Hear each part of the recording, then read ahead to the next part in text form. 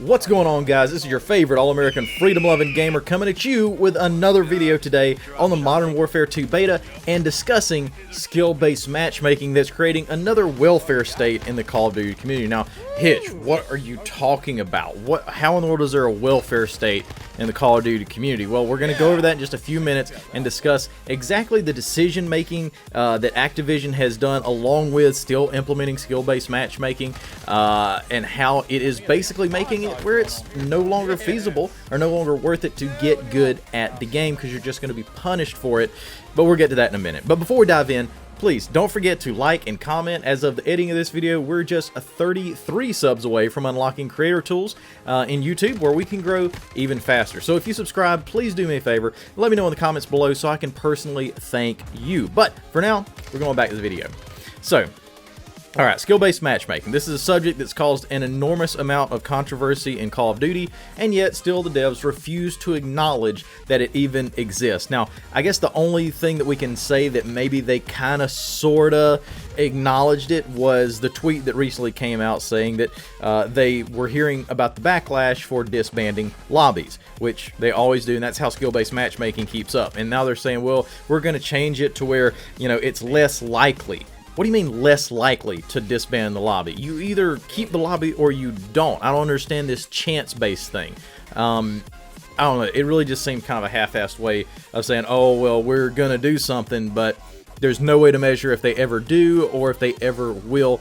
We all just know that skill-based matchmaking sucks, but it's clear that Activision has quite honestly, very intentionally created a welfare class in Call of Duty, and just like the welfare class ruins things for everyone in real life, so too do they ruin the gaming experience for COD players that actually want to put time in the game. All too often, millions of hardworking people put in 40, 50, 60 hours of work a week to get anywhere from a third to half of their freaking paycheck forcefully taken from them. I know I'm one of them. They work hard, they grind, they provide for their families, but not just that. Their hard work is then mocked from the government by stealing the money that was rightfully earned by them and giving it to someone who refused to work.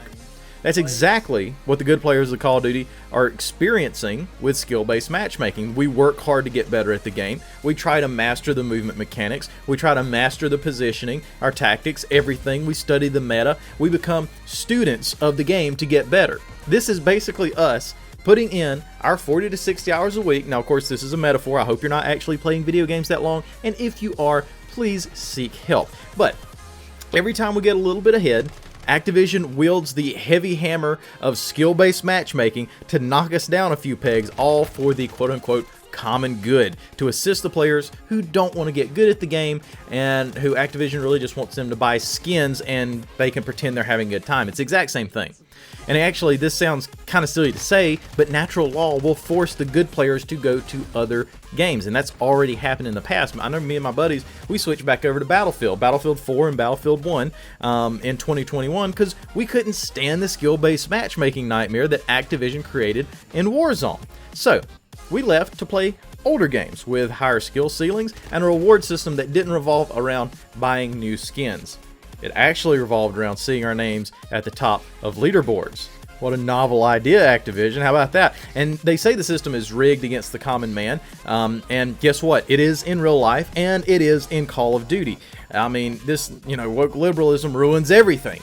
Now that's the whole controversy over this beta, and the devs are refusing to implement dead silence as a perk. They're refusing, to implement the classic mini-map. They've banned that, and they're cranking footsteps audio through the roof. It's all done to punish the good players and reward the bad who just want to camp and not push objectives. Just as inflation robs the common man of his labor, so does Infinity Ward's game design rob the players of their dedication to the game. It's all in the interest of this facade we so have comically come to know as equality, an equal experience for all, because that's fair, right? Well, just like in communism, we're all going to be equally miserable playing Call of Duty by sweating through this thick skill-based matchmaking lobbies here.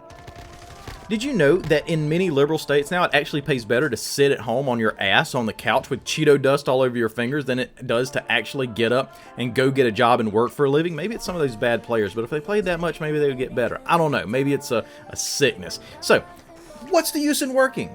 And in this case, what's the use in getting better at Call of Duty? The least they could do is put in a ranked mode, so at least then our progress is tracked, and I have something to show for all these sweat-stained t-shirts I've got in my closet.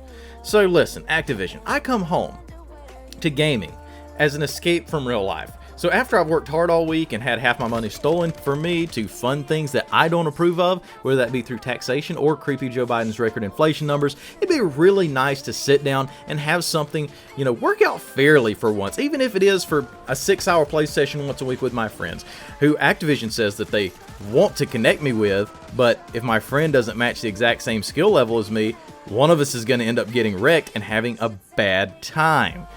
But you would think that the bare minimum, we could just get a good evening where things work out fairly for us. Our hard work rewarded, our drive to be better recognized from the universe or Activision by just allowing us into normal lobbies where our practice is directly reflected back to us with our score or our KD. But oh no! There's bad players out there who need protection, and we're going to penalize you for being good, for working to get ahead. After all, who needs that much skill, right? Do you really need that much money? Do you really need that much skill? We need to spread that around. We need to knock you down a peg. Now here, take your battle pass and shut up.